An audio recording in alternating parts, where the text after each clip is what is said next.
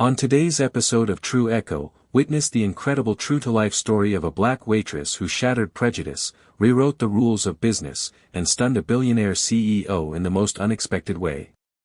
When a tech giant mocked her intelligence, she didn't just respond, she exposed every flaw in his empire. What began as a quiet night in a small diner turned into a revolution that changed an entire industry. Stay with us. Michael Hunter had built an empire on intellect and intimidation. At 42, the billionaire CEO of Hunter Tech had made a name for himself as a ruthless dealmaker, a man who never backed down, never blinked, and certainly never lost. But lately, his confidence had been cracking. On his desk at the top floor of his gleaming skyscraper lay a 200-page merger contract with Synergy Tech, his company's greatest rival. It was supposed to be the crowning jewel of his career. Instead, it felt like a death trap wrapped in legal jargon so thick even his Ivy League legal team couldn't unravel it. That night, seeking clarity and a break from the suffocating pressure, Michael slipped into the back seat of his luxury car and told his driver to take him somewhere quiet. Minutes later, he stepped out onto a rain-slicked sidewalk, the neon lights of Rosie's diner flickering in the mist. He had no idea the woman who would soon redefine his future was wiping down tables inside. Olivia Bennett moved like she owned the floor, not with arrogance, but with certainty. At 28, she'd spent the last 3 years serving coffee and comfort to strangers at Rosie's, all while quietly studying computer science from second-hand textbooks and free online courses.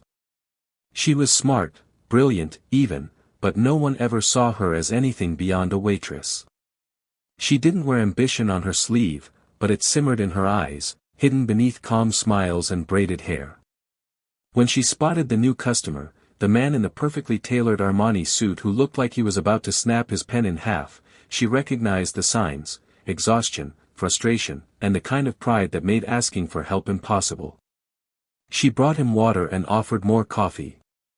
He barely looked at her. Then she noticed the contract. It wasn't just any document, it was the document.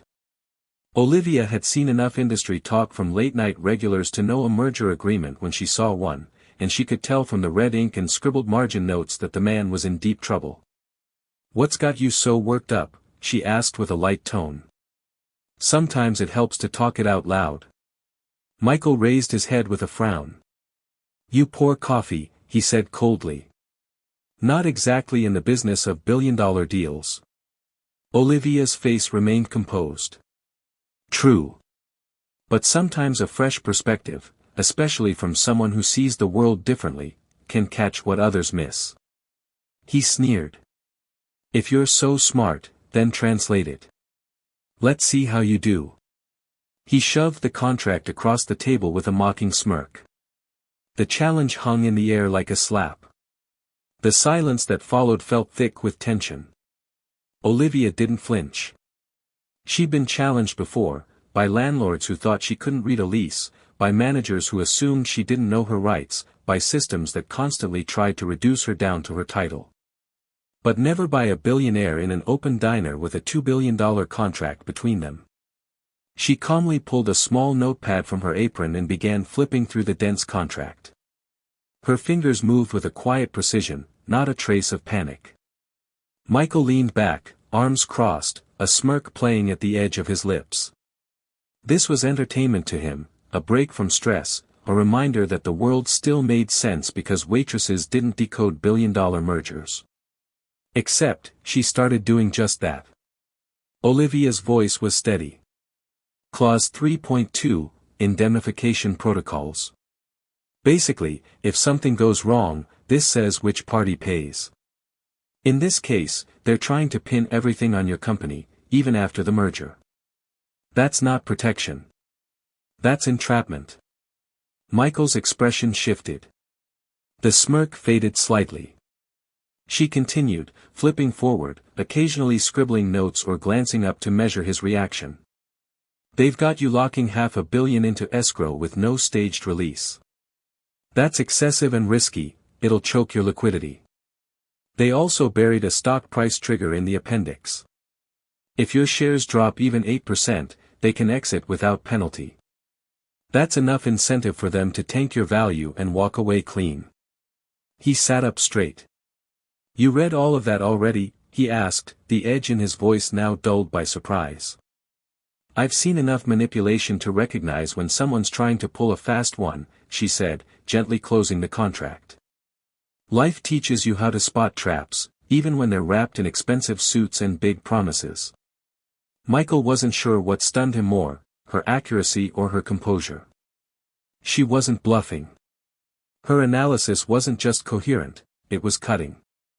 And it came without condescension. Olivia spoke the way a surgeon works, precise, calm, and with no wasted motion. Who are you really? He asked, almost under his breath. I'm Olivia Bennett, she said simply. I serve coffee at Rosie's. And I write code every night on a laptop that's older than your briefcase. He blinked, processing. For the first time in years, someone outside his boardroom had pierced his armor. And that someone was a black woman society would have written off without a second glance. Michael Hunter, who had built his career around seeing people's worth, or lack thereof, in seconds, sat frozen. Olivia had not only unraveled the key structural flaws of the contract in minutes, she'd done it without hesitation, without seeking credit, and without a single ounce of arrogance. It was jarring. Humbling. And it was only beginning. You said you code, he asked, voice low, as if asking about a secret life. Olivia nodded, removing her phone and opening an app with a clean, intuitive interface. I call it Connect Ease. Messaging, video calls, secure file transfers. Built for low bandwidth environments.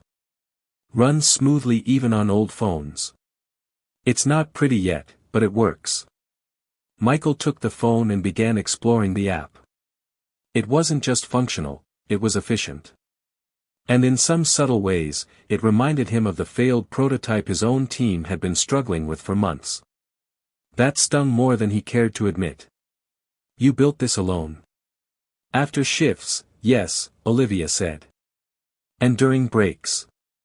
Took me 2 years, an old laptop, and a lot of mistakes. He stared at the screen, trying to reconcile the waitress in front of him with the developer behind this working demo. You ever work in tech before? No. I had to drop out of college. My mother got sick. My brother was still in high school. I picked up work here at Rosie's. But I never stopped learning. Michael set the phone down. He no longer saw a waitress. He saw a mind, sharp, agile, relentlessly determined. He saw a version of himself he had long since buried, hungry, underestimated, and unwilling to quit. Olivia. I don't say this lightly, he began, folding his hands in front of him. But you have something rare. Insight. Tenacity. Clarity under pressure. My team of engineers, dozens of them, haven't cracked what you just broke down in 20 minutes. I wasn't trying to show off, Olivia replied. I was just tired of being dismissed. That last sentence hit Michael like a hammer. It wasn't just about him, it was about everyone who had ever looked at someone like Olivia and made assumptions. She hadn't just read the contract. She'd seen through him. I want to help, he said at last. Help you build this app. Fund it. Get you out of this diner and into your own space. Olivia studied him. Help, or own? Michael hesitated. I mean help, he said sincerely. You lead. You call the shots. I just want to be part of something that actually matters, for once. Olivia didn't smile. She just nodded slowly. Then here are my conditions. Michael leaned forward, fully aware that, for the first time in his adult life, he wasn't dictating terms. He was being offered a chance. One that could reshape everything. Olivia's voice was measured and unwavering. First, I stay in control of the project.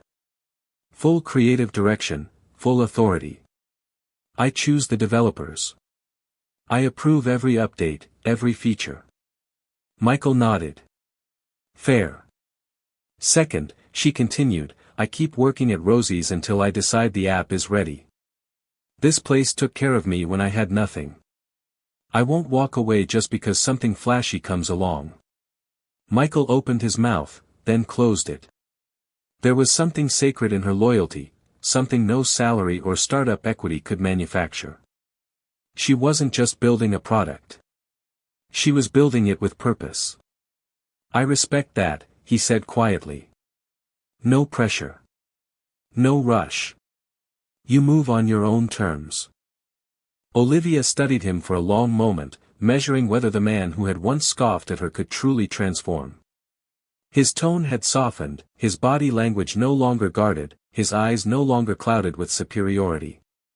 You're not the same person who slid that contract across the table an hour ago, she said softly. No, Michael admitted. That man needed to be humbled. There was a long pause. Just the clatter of silverware and soft jazz from the jukebox behind them. Then Olivia extended her hand across the table. All right. We build this together. But if you ever treat me like just a waitress again, it ends. Michael shook her hand firmly. Understood. From that moment, everything shifted. The next day, Olivia met with a small hand-picked team of engineers, people from non-traditional backgrounds just like her. Michael kept his promise, he provided resources but stayed out of the way. Olivia was clear, methodical, and quietly brilliant. And within weeks, her app, ConnectEase, evolved into something even more powerful, ConnectSphere. But it wasn't just the app that grew. So did Olivia's influence. In team meetings, her words carried weight. In design discussions, her voice was final. No one questioned her because no one could. Her product worked. Her vision was clear. Her leadership was undeniable. And all the while, Michael watched from the sidelines, both proud and a little ashamed that it had taken him so long to recognize the treasure he'd nearly overlooked. Then, one late night at Hunter Tech's headquarters, Olivia came knocking with the original contract in hand, again. Michael looked up from his desk, bleary-eyed, when Olivia entered his office without an appointment. She carried the merger contract, the same beast that had nearly brought him to his knees, and a small notebook filled with annotations. There's something you missed, she said, placing both items on his desk. Michael frowned, flipping open the contract as Olivia guided him to Appendix D, Clause 4.7. At first glance, it appeared harmless, a technical condition buried deep in the fine print. But Olivia's voice was sharp and clear. If your stock drops more than 8% in the 30 days after signing, Synergy Tech can exit the deal with no penalty. Michael blinked. That's a trap, Olivia finished for him. A legal one. They could tank your stock, intentionally leak something to the media, manipulate sentiment, and walk away without consequence, leaving you to absorb every loss. He stared at the clause, now glaringly obvious. My entire legal team missed this. They weren't looking for betrayal, Olivia replied quietly. But I was. I've had to. Her words weren't accusatory. They were simply true. Olivia had lived a life where every opportunity came with strings, where survival meant reading the fine print on every agreement, every promise, every smile. Michael rubbed his forehead, guilt bubbling beneath his ribs. I could have lost everything. You still could, Olivia said. Unless we rewrite the deal. And so she did. Over the next 72 hours, Olivia barely slept. She worked with Michael's engineers and legal aides, not as a tag-along, but as a commander. She dissected every loophole Synergy Tech had embedded, drafting airtight counters, safety nets, and reversal triggers. Her changes weren't just clever. They were bulletproof. She introduced phased escrow disbursements to protect liquidity, valuation benchmarks to ensure transparency, and most importantly, a double penalty clause. If Synergy backed out under false pretenses, they would owe twice the damages. When she presented the revised contract to Hunter Tech's board, jaws dropped. Even the most senior legal veterans had nothing to say. Michael sat silently, pride swelling in his chest. "I don't know where we found her," one board member whispered. "But thank God we did." Michael didn't respond. He was still reckoning with the truth: he hadn't found her. She'd been there all along, ignored, underestimated, and quietly brilliant. The real test came days later, at the final negotiation table with Synergy Tech. And this time, Olivia sat beside Michael, not behind him. The boardroom at Synergy Tech's headquarters buzzed with calculated tension. Men in crisp suits whispered over folders. Legal aides tapped away on laptops. At the head of the table sat Charles Miller, Synergy's CEO, a man known for his ruthless ambition and a thin-lipped smile that rarely reached his eyes. He wasn't expecting Olivia. When she walked in beside Michael Hunter, not dressed in a power suit but in a clean, modest blouse with her braids tied back in a low bun, Charles barely concealed his smirk. His eyes darted from her to Michael and back, as if trying to decode why a waitress was occupying a seat at the table. But Olivia didn't care. She sat down, placed her folder neatly in front of her, and waited. The meeting began like any other high-stakes negotiation: pleasantries, guarded nods, the exchange of revised documents. But the mood shifted rapidly when Synergy's lead counsel attempted to slip in a reference to the original Clause 4.7. "We assume this provision remains as written, standard market adjustment language," the lawyer said casually. Olivia spoke before Michael could. "It doesn't," she said flatly. "That clause has been nullified and replaced with a multi-layered volatility provision. Any stock drop must be proven to be market-driven with independent audit confirmation. If Synergy Tech backs out under suspicious conditions, you'll owe double the damages." The Synergy table went still. Charles leaned forward, his smirk gone. "Who, exactly are you?" "Olivia Bennett," she replied calmly. "Lead developer of Connect Sphere and contract strategist for this deal. The clause was your trap. I just locked the door behind you." Murmurs rippled across the room. Synergy's legal team flipped frantically through the revised contract, realizing too late that every escape route had been sealed. Their leverage, months in the making, had crumbled in a matter of minutes. Michael watched the exchange in awe. He had once towered over Olivia in ego and position, but now he sat beside her like a student, witnessing her brilliance dismantle an entire rival strategy. By the time the new deal was signed, Hunter Tech was not only protected, it was empowered. And the respect Olivia commanded wasn't earned by title or pedigree, it came from her undeniable command of every room she stepped into. Back at Hunter Tech headquarters, applause broke out as Michael and Olivia returned. But Michael didn't speak first. He let Olivia walk ahead of him and take her place at the head of the development team. She wasn't a figurehead. She was the leader. And the world was about to know it. 6 months later, the city buzzed with excitement as Hunter Tech prepared to unveil its newest product, Connect Sphere, in a grand downtown launch event. The media had been circling for weeks, intrigued by the whispers of a revolutionary app born not in a Silicon Valley lab, but in a neighborhood diner.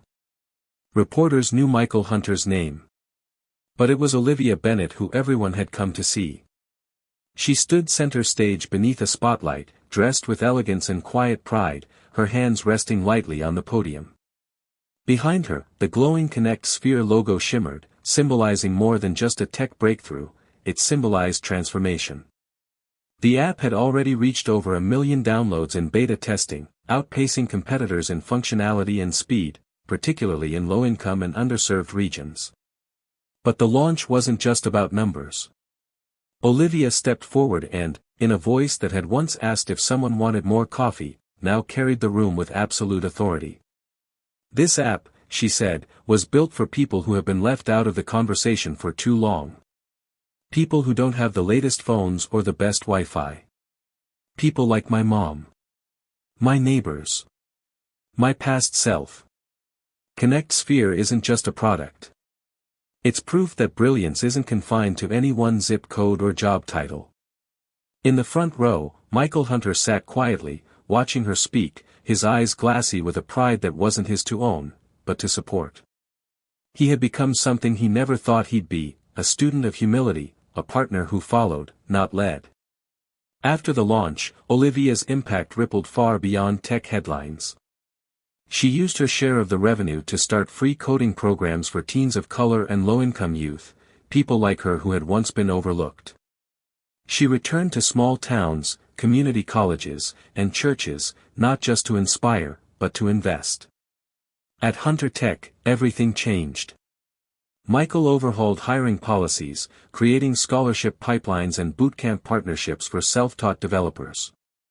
For the first time in its history, Hunter Tech was no longer an ivory tower, it was a proving ground for talent regardless of background. And at Rosie's Diner, where it all began, a new plaque hung on the wall above the booth in the back corner. It read, "Here, a waitress changed a CEO." And together, they changed an industry. Michael and Olivia met there often, always at that booth. No suits.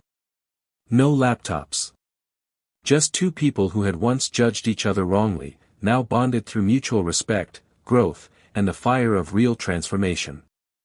One rainy evening, as they sipped coffee and listened to the chatter around them, Michael looked over at her and said quietly, "You didn't just teach me to listen, Olivia.